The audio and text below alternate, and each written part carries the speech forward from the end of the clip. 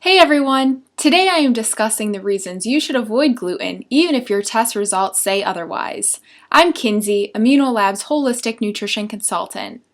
If you've ever gotten a chance to work with me, you know that I take the time to look over and beyond your test results by evaluating and offering sustainable lifestyle and dietary changes that I know will better your overall health in the long run.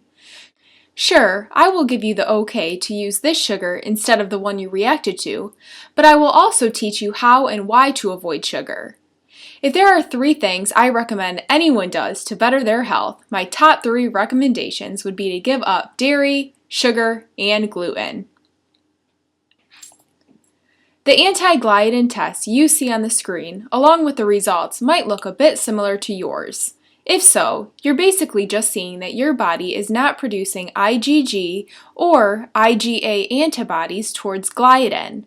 But here's what you're not taking into consideration. And that is that gluten causes everyone's, not just some people's, but everyone's gut to become more permeable. Gluten is a highly abrasive molecule that aggravates the delicate lining of the GI tract. When this happens, you end up with leaky gut, and this allows more food to enter the bloodstream and trigger an antibody reaction. This means more inflammation and more foods you need to avoid.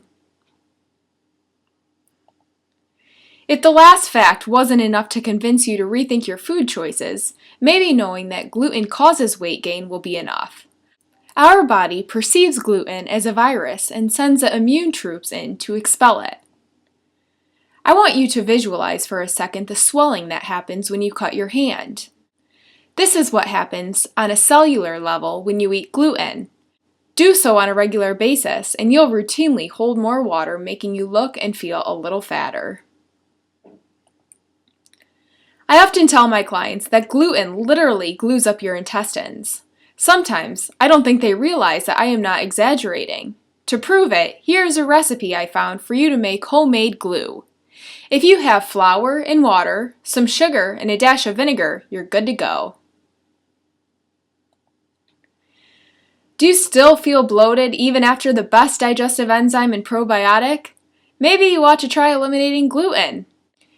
When you consume gluten, you allow the microbes in your GI tract to ferment the carbs attached to the gluten, and they in return have a big, gassy party in your honor.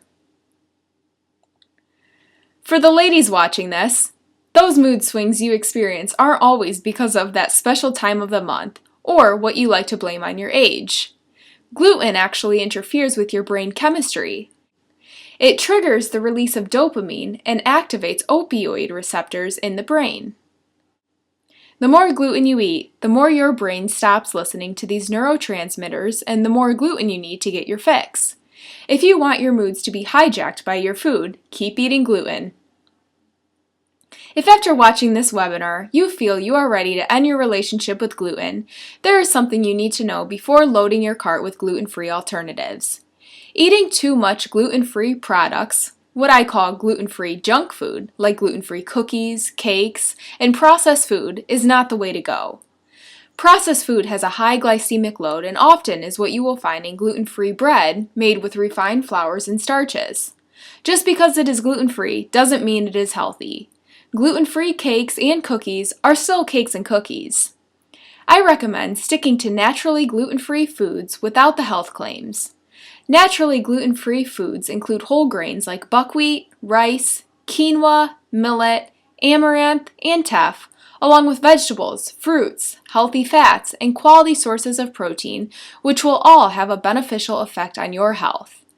If you would like to find out if gluten and other foods you eat regularly may be sabotaging your health, please email kinseyvd@immunolabs.com.